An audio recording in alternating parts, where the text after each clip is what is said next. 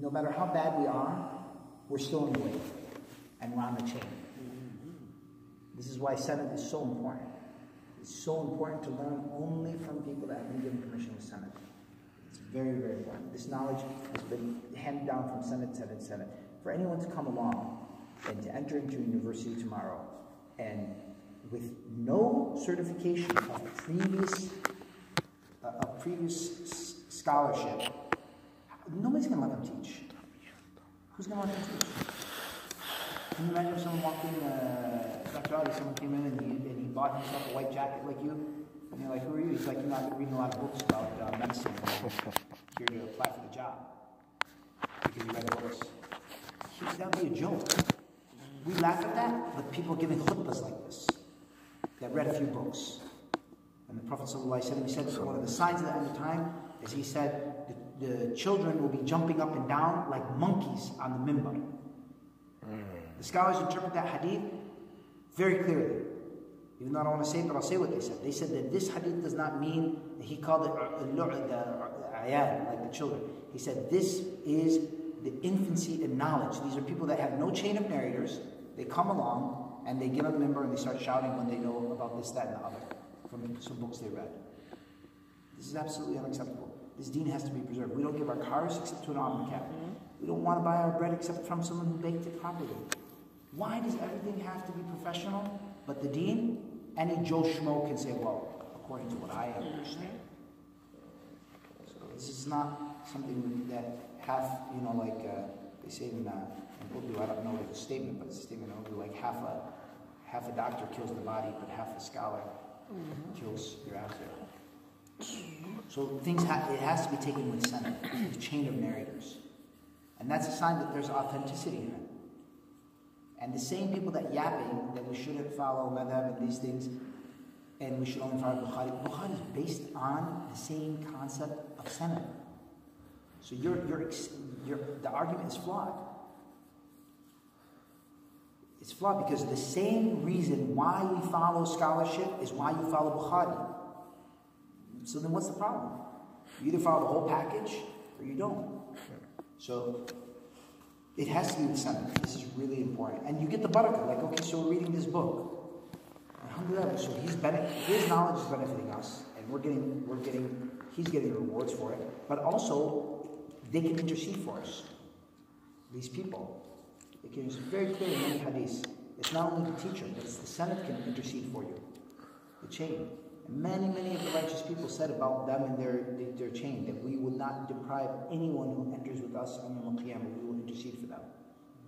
They've said that. We will not break our oath that we've given to Allah.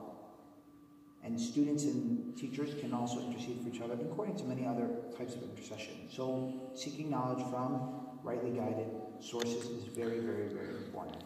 Can't emphasize enough on that. Transmitting it to those who had not reached also is another intention, and to be able to disseminate the knowledge to a place where it didn't reach. And whosoever uses it after my death, and they may pray for me.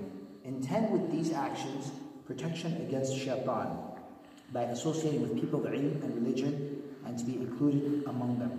This here is a very important point too. What he's mentioning is that we have to be careful, because once people start learning, all of a sudden shaitan has he's got a nice little inroad for you. It's like, so you know something now. So he will try, guaranteed, 100%. Once someone gets some proficiency in what they start to understand, and the deen becomes, there's a certain level of clarity, and now they can see everything, how it works, and they're able to put everything together in the knowledge to a certain degree. Of course, at the level that we're at, all of a sudden shaitan, now he'll come in. MashaAllah, person of knowledge now, and then he'll bring his whispers. So we cannot accept any of these things. If any one of the nice things you can do, if you ever get these whispers, is compare yourself to someone like Imam Nawawi. That's a scholar. Everyone else, people like us, we just transmit whatever we heard. Imam Nawawi is a scholar. He said that, he studied this, look, see how, if someone's consistent in something just like this, I mean, alhamdulillah, there's a pretty good istiqamah. I mean, I'm very, it's almost like humbling how many people have istiqamah in something like coming to listen every day to a book consistently. But that's one book. Okay, so he had on average 12 books a day that he studied in scriptures, and the classes at that time was at minimum 1 hour. Subhanallah. So he was easily in school, you could say, for 12 hours a day. Not counting what he did after, his wara and his taqwa, and how much he prayed at night. No, rahimahullah ta'ala. He lived 46 years old, and they calculated that if by the time he became baligh, until the time he died, he would have averaged over 45 pages a day in writing. Yeah. That's crazy. Who do you know that reads 45 pages a day? Subhanallah. Let alone to be able to write it. And it's all scholastic. I mean, you look at his writing, it's like quoting from here, quoting from there. He was a bahr. He was an ocean. And he didn't sleep. They said that, especially towards the end of his life, he did not sleep. He had his house was so small, but it was all books. He never got married. And they asked him why he didn't get married. He said, I'm afraid that my love for knowledge is so profound that I know I would not be able to, I would neglect my wife if I had a wife. I wouldn't be able to give her her rights. Right? So, you gotta do shopping for the wife. But back then, now they have, today I found out the good news that it's not only Instapot now, but it's Instacart. So now you can make a call, and the milkman comes to the door and drops off all your shopping, and then you can throw it in your Instapot. Wow. And then the husband thinks he did so much work with you. But with knowledge, there's no such thing as instant knowledge. You can't read a book or read read Quran one time and think you know everything. These people put years in. So knowledge takes a very long time, and it should be consistent, istiqamah, every single day. There should be every single day an addition to knowledge. One of the things that Sheikh Mukhtar said, once I remember, he said that all of these things you have in the spiritual path that we learn, it's all part of the spiritual path. But if you don't have your knowledge, it's like you're missing your vitamins to your diet. That's really important. And knowledge does keep Iman stronger. Just a reminder. So, and Imam Nawawi ended up, just to finish his story since we mentioned him, he ended up, he lived in this house, he did and he just spent his whole life, they said, studying. His sister had so much compassion on him because he wouldn't eat, that at suhoor time she would show up she would make a Malik shake. She'd put some food in a drink because he didn't have time to chew food. And she would help him drink it as he was studying. This is how devoted he was. He would leave because people always wanted to visit him. So what he did is he would have dried food in a plate in the middle of his house. So if guests come, they come. He says, Bismillah, sit, eat. And then he gives them, while he's giving them their full attention, it says in his biography, that's when he would sharpen his pencils and straighten his papers out and get ready to continue studying. So he wouldn't want to waste any time. He didn't waste any time.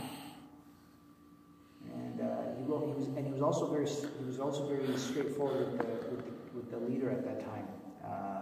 He was one of the Mamluks. It was right after he came right after the Mughal, after the famous Ain Jalut incident. Then after that, the next leader came in, and he was very tough with him. He wrote him a letter, but he was respectful, and he told him that because he was using the Bayt al-Mal for his own wealth, the wealth of Muslims. And so he wrote him a letter telling him that he shouldn't do that. So the king called him in, and he went, and he said,